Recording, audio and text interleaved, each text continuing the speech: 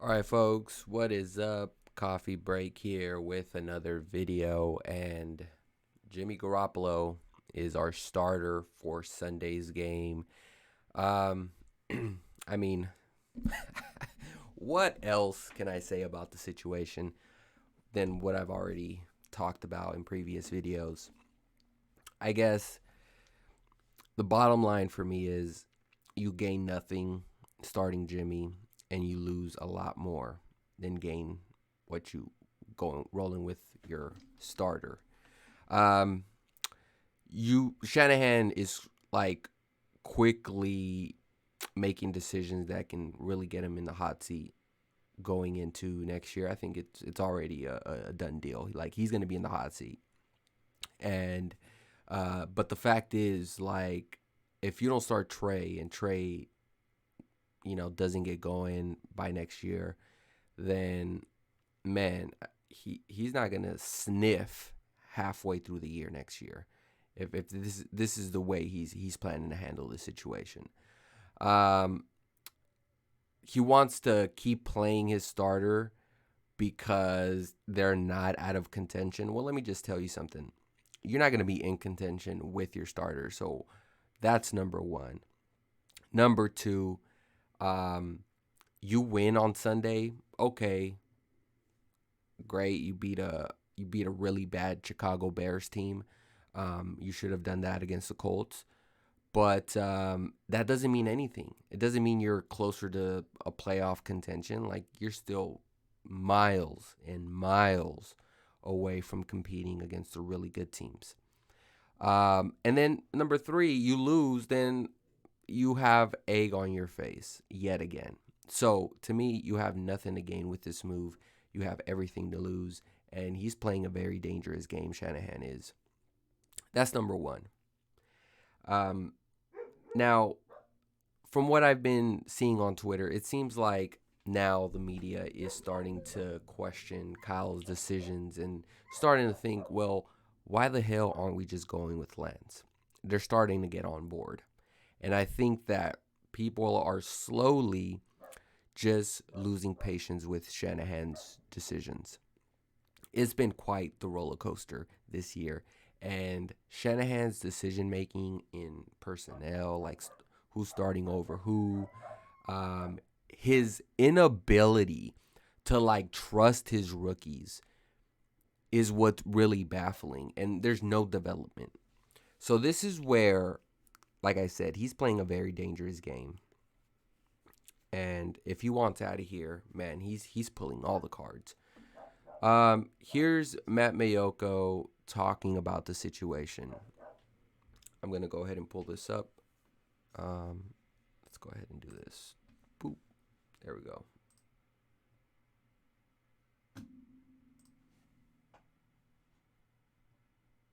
Of course, it would help if I unmute it. The Trey Lance is a talented guy who we've only seen the floor right now, and I do believe that he will continue to get better, and he will the more experience. And that's the thing, right? Trey Lance will only get better at this point if he gets reps. There's only so much you can learn while you're looking at a playbook, looking at film. There's only so much you can do there. Like, it's great if he's super knowledgeable in the playbook, but at the end of the day, it's how you're going to execute that on Sundays. And what's the main thing we talked about? There's no execution on Sundays. So how about we start with the rookie now? That way, by next year, hey, we won't have those execution problems that we always talk about every Sunday. So this is where it's at. The kid ultimately needs reps. He's already not played football for 2 years. Like, what more do you want? To sit him out another year, 2.5 years out of football? Hey, now let's see, can we make the playoffs next year? You know why? Because hey, as the head coach, I've done pretty bad the last few years, so I'm gonna need you to like play good.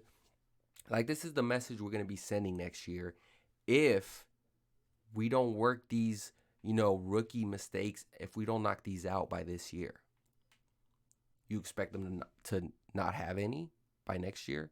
Because Shanahan, let me tell you, at this rate, no, no, no. Let me just say it. You will be here next year, but if we're nowhere competing for a playoff spot, or if we're like borderline trying to make it, you're going to be out of here. You're going to be out of here. So the smart move would be to start Lance, start that development process right now. And it sucks he's not doing it. He gets, the better he's going to get. And we've seen, a wide array of quarterbacks, rookie quarterbacks in the league, and how they've been up and down, mostly down. So it's not going to be perfect with Trey Lance. But we're at the point now where you almost have to ask the question, how much worse can it get? And if the How answer much worse can it get? Thank you, Matt. Mayoka really came in clutch here.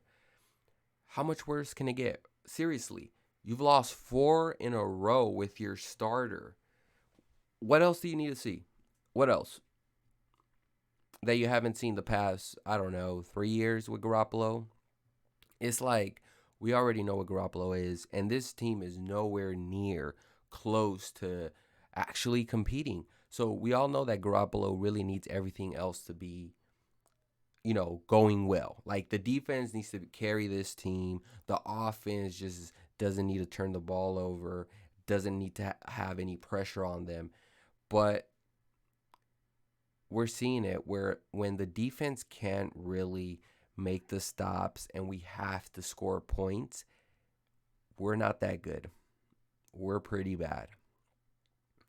And from a head coach that's really offensive driven, what he's learning is, oh, snap. Coaching isn't just about X's and O's. I really need to get on these players to get the best out of them. I need to be a true leader. I don't think Shanahan's doing that. And I think, well, I would hope that Shanahan really understands that. answer is it can't be too much worse by sticking with Jimmy Garoppolo, then you have to make the decision to go with Trey Lance because Jimmy Garoppolo is not getting better. Trey Lance is a talent. And that was it right there. Jimmy Garoppolo hasn't gotten better since he peaked 2019. That's his peak. But who do he have around him? He had a great running game. He had a decent offensive line. He had George Kittle. He had I wouldn't say great, very good wide receivers. Emmanuel Sanders, Debo entered the scene.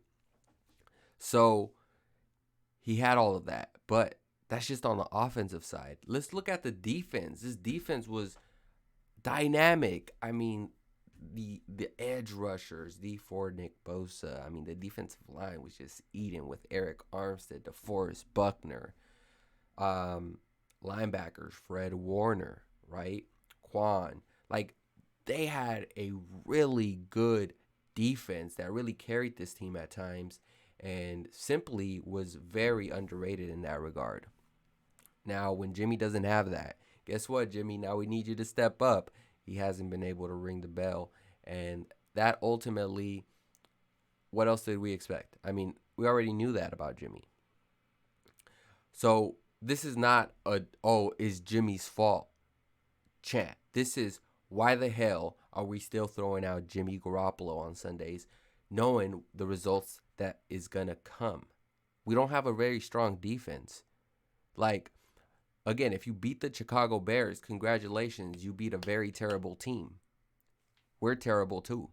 So, like, if you lose, you have more to lose if you lose. Because then now people are like, what the hell are we doing then? How many more losses is it going to take for you to make the switch? So this is what I'm talking about. Like, these decisions are so you know what it reminds me of? It reminds me like where managers really go by the book of what the numbers say. Like MLB managers, they're like, well, I ended up pulling my starter because that's what the Excel spreadsheet said. After 80 pitches, our starter really goes down, and then he's been dominating. He's like, 6 scoreless innings with 10 Ks, but he has 80 pitches. Like, man, I got to pull him. Like, at the end of the day, the fan base isn't blind, Kyle. Like, we are noticing how abysmal this team is, and they need some, like, excitement. They need a shot in the arm. Like, who's going to step up? Who's going to execute? Trey Lance would be that kid, man.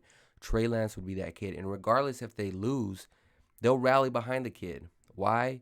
Because he can become a way better quarterback than Jimmy Garoppolo could never dream of. That's the bottom line. And you want your fan base behind you now, Kyle. Start the kid. Start the kid. Again, we don't care about the results. We don't care about wins and losses at this point if you start the kid. At this point, it's all about the development of the rookie and the development of the people who are going to be here in 2022, 2023. Like, that's what truly matters.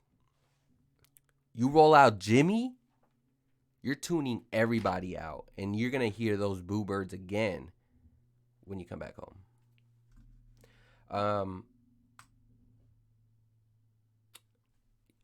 Matt Mayoko also wrote an article here. The article is titled, "If 49ers wait until Lance is fully ready, it will be too late." And I agree. It's going to be too late. Let's go ahead and pause that. The 49ers told us that they thought of quarterback Jimmy Garoppolo. Yet, apparently, they did not listen to themselves. Damn. They did not listen to themselves. The blockbuster trade that enabled the 49ers to move up to number 3 overall to select quarterback Trey Lance in the 2021 NFL Draft was a declaration from Coach Kyle Shanahan and General Manager John Lynch that Garoppolo was part of the problem, not part of the solution. Thank you. Thank you, Matt. This is exactly what that means. And you heard those rumors after the Super Bowl run. They wanted to go after Tom Brady. They didn't pull the trigger. Tom Brady wanted to come. That's what hurts the most. They ended up keeping Garoppolo. But every offseason, they've sent out like this sort of notion that Jimmy Garoppolo needs to be replaced ultimately. Even before we drafted Trey Lance, there was that Matthew Stafford, the Sam Darnold. I mean, who else am I missing? The Aaron Rodgers. Like, those are 3 different quarterbacks on 3 separate teams that the 49ers at least were rumored to be involved in. Yet, this year, they're like, no, he's our starter. Which one is it, man? Which one is it? The blockbuster trade. Oh, I just read that. This much has become obvious while Garoppolo remains as a starter. It is difficult to experience success with a quarterback who has no investment in the future. The 49ers are floundering. This is a team that is going downhill fast after its 4th consecutive loss. 4 consecutive losses, man. They can only hope their uninspiring 30-18 loss to the Colts on Sunday night was the low point, but it certainly can get worse. Yes, it can. Starting Garoppolo, continue losing, it'll definitely get worse. The quarterback they entrusted to help turn things around is a player who will not be around much longer. He knows it. We all know it, and that puts Garoppolo in an incredibly awkward and difficult situation. Yeah, I mean, there's no doubt in my mind Jimmy's not returning next year. He's gone. He's done. So this is, again, going back to the point of why are we delaying the inevitable? We suck. Now, if Garoppolo was winning, like if we were 4-2, this won't be a conversation. But the fact that we are not good, why are we slowing down the inevitable? Tell me. But rarely are young quarterbacks fully ready to take on that challenge. A leap of faith and patience are required. I agree, and I think the fan base is ready for that. It remains to be seen when Lance sprained left knee will allow him to step back on the field. When that time comes, Shanahan would be wise to change his mind and start building with Lance at quarterback. Again, I don't think Lance is hurt. If he was hurt, then Kyle Shanahan would have said, well, I'm starting Jimmy. Lance is still hurt. And I think he's going to practice tomorrow, which is Wednesday. So we have two healthy quarterbacks that we're dealing with. Healthy in a sense of they can start. That's not an excuse. I don't think Lance is actually hurt if he's going to practice. I mean, if he is hurt, it'd be smart for Shanahan to say, Lance is hurt. This is why we're rolling with Jimmy. Like, everyone would understand that. Otherwise, the season will likely just be a waste. Exactly. You have nothing to gain starting Jimmy, everything to lose. The more Lance plays, the more it will help him in 2022 and beyond. That might be the only way to salvage the season. Shanahan has been reluctant to consider anyone other than Garoppolo at quarterback this year because he believed Garoppolo gave the team the best chance to win. Obviously, it's not working. He hasn't won in over a month. And with a veteran roster and a lot of players back on one-year contracts, the 49ers theoretically were set up to win. But Garoppolo has not shown to be capable of being a consistent contributor to the winning formula. Sure, the 49ers have a 24-11 regular season record when he is the starter, but since the team Super Bowl season of 2019, the 49ers are 5-6 when he started. When everything is going right, Garoppolo is an okay quarterback. He probably ranks just a little lower than the middle of the pack among NFL starters, but clearly the 49ers have their doubts. His play does not inspire, nor does his presence as a leader. That's another thing, too. Garoppolo is just not a leader of this team. He's not, regardless if he has the captain badge. Like, this is why I say we missed the Joe Staleys, the DeForest Buckners in that locker room. Like, outside of Warner, I mean, do you consider Kittle one? I think Kittle's just one of those guys who's really good at football. And he definitely has good chemistry with his team. He's a good locker room guy. But to rally the troops, that veteran presence is not here. This is a relatively younger side type of team. And it lacks leadership. It really does. And we're seeing it this year. 49ers have their doubts. His play does not inspire. Yep. After the trade, the 49ers said they were moving on at some point in the future because of Garoppolo's history of injuries. Obviously, that was not the only reason. Shanahan has felt handcuffed by Garoppolo's style of play. Shanahan wants to be aggressive offensively. Like, I would agree with you. Last year, you were handcuffed with Garoppolo's style of play. And we got burned again by the Garoppolo injury. This year is a different story, though. This year, you drafted one of the top quarterbacks coming out of this draft. You shouldn't feel handcuffed. In fact, we thought we would see more Lance, more creativity. But I don't know. It seems like Shanahan has lost his luster in terms of his aggressive play calling that we sometimes become to love. Like, I thought that the 49ers would enter the year playing relatively like the Saints, where they have Jameis Winston. They also have, Jesus Christ, why am I blanking on his name?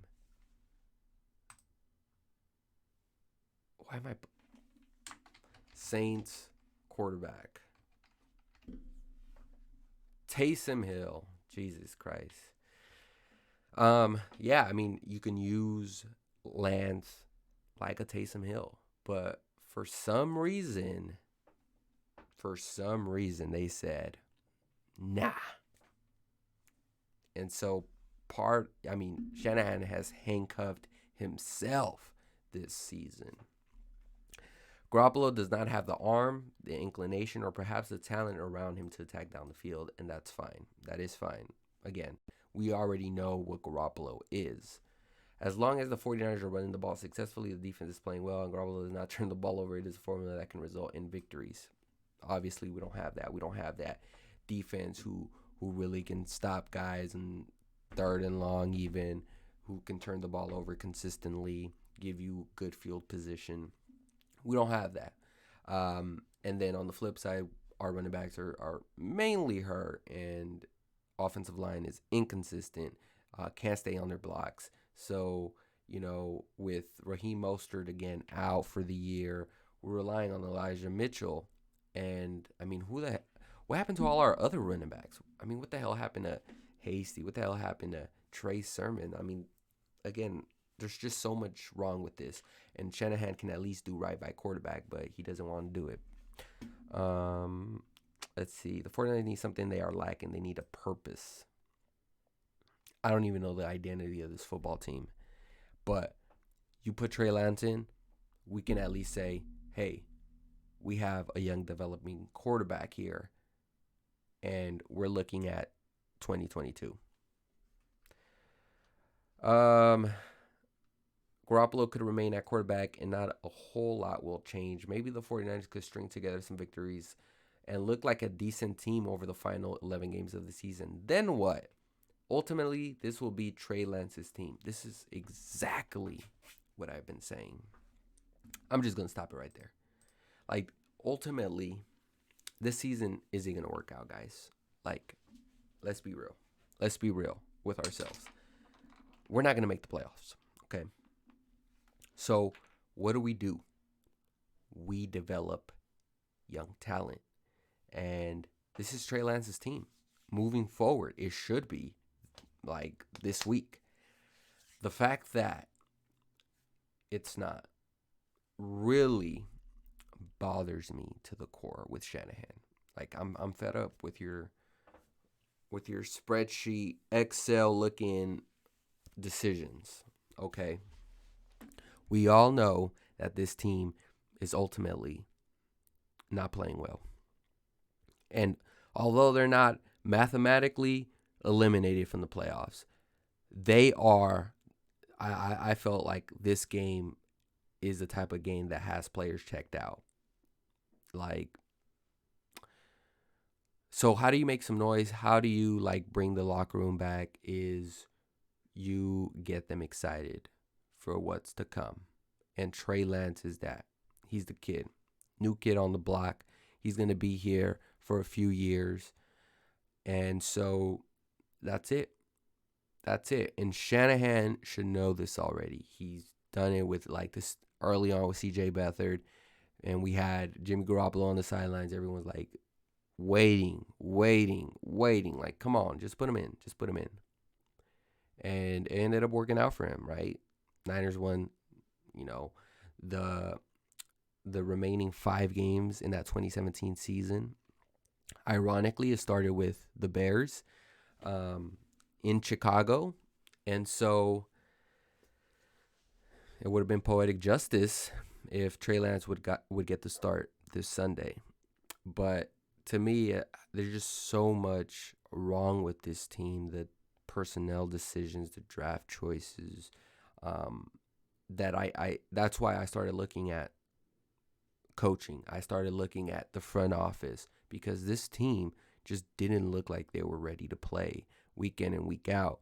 And their inconsistencies just doesn't rely on one player. So I can't just really put that on one player. When we're talking about the entire team, I got to look at coaching. Like, what the hell are we doing? And that's kind of where we're at. So, again, this Sunday with Garoppolo, it doesn't mean anything. It doesn't mean anything to me. It's like you're wasting a golden opportunity. And, I mean, I don't know if Shanahan's waiting for Garoppolo to just stink it up a few more times, but like Matt Mayoko said, if 49ers wait until Lance is fully ready, it will be too late, because people are fed up, man. People are fed up with this bogus, gimmicky type of offense you're throwing out there. Not scoring any points, not consistent enough. I mean, it's crazy. And he has the guts to name him the starter on the Monday. Wow. I don't know what else to say, man. I'm kind of speechless at this whole season has just been a Debbie Downer, man. And who would have thought that we'd be talking about like how bad our season has gone just heading into week 8. Like we're not even halfway through the year and this season has been total garbage.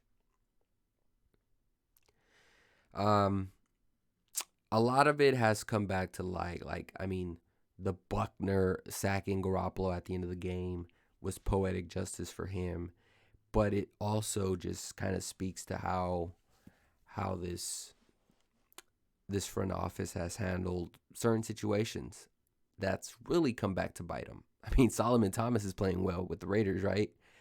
It's crazy. And we picked up a guy, Samson Ebukam, who, I mean, is he even on the team? Paying D Ford a lot of money. We have no corners. We have Dre Kirkpatrick starting over Diamador Lenore. Okay. Um, it just sucks. Like I can't even get to the Brandon Ayuk situation again. It's just like that's going on the back burner because right now we have other crises, other fires to put out. But it's caught up to this coaching staff, this front office. Like it finally caught up, and this league moves way too fast for you to be playing with these type of decisions. And I don't know what is it about coaching. They're so like stubborn to realize when they're wrong. And to me, it just sometimes you gotta admit when you're wrong, and you just gotta go with the right choice. Anyways, folks, I'm gonna go ahead and end this video. Thank you all for watching, and as always, catch you on the next one. Peace.